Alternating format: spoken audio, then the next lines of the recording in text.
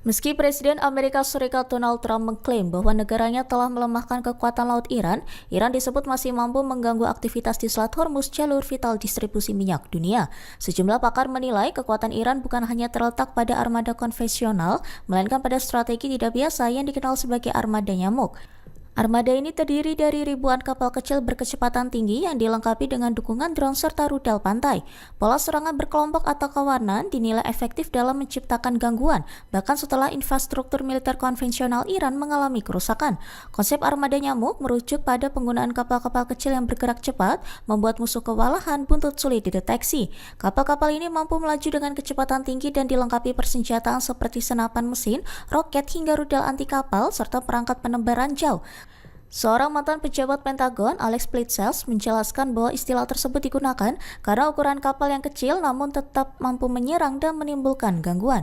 Ia menilai meski ukurannya terbatas, kapal-kapal tersebut tetap memiliki daya pukul yang signifikan.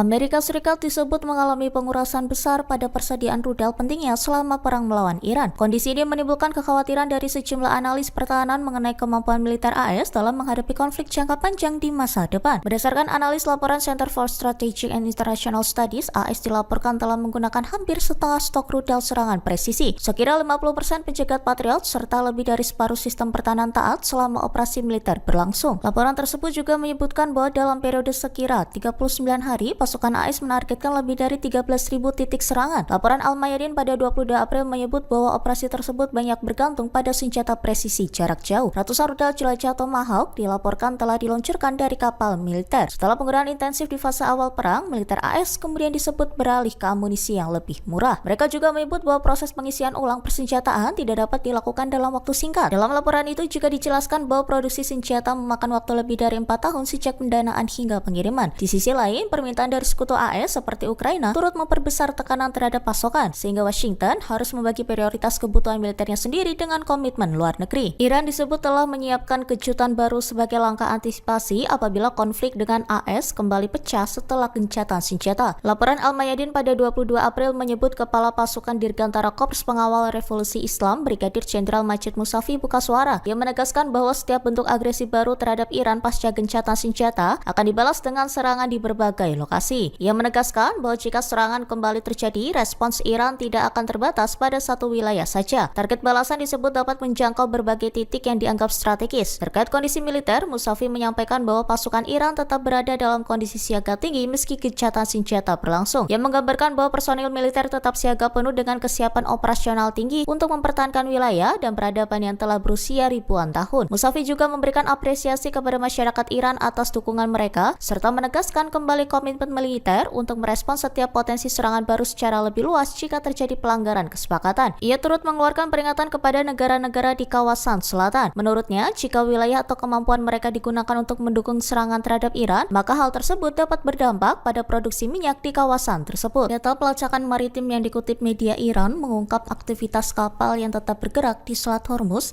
termasuk kapal tanker minyak serta kapal berbendera Iran. Kantor berita Fars pada 21 April melaporkan sebanyak 14 kapal disebut melintasi jalur tersebut dalam 24 jam terakhir. Dari jumlah itu, 4 kapal tercatat masuk dan 10 kapal keluar, termasuk 3 kapal tanker minyak. Data tersebut merujuk pada Pusat Pelacakan Maritim Cina. Disebutkan pula, 7 dari total 14 kapal yang melintas mengibarkan bendera Iran. Sementara itu, lebih dari 400 kapal lainnya dilaporkan masih berada dalam kondisi diam di kawasan Teluk. Sementara itu, militer Iran menyatakan sebuah kapal tanker minyak milik negaranya berhasil mencapai perairan teritorial setelah menempuh perjalanan melalui Laut Arab. Melalui pernyataan resmi yang dirilis pada 21 April, Hubungan Masyarakat Angkatan Darat Iran buka suara. Pihak tersebut menyebut bahwa kapal tersebut dikawal penuh oleh Angkatan Laut hingga tiba dengan aman. Operasi pengawalan disebut dilakukan secara maksimal sehingga perjalanan kapal berlangsung tanpa insiden.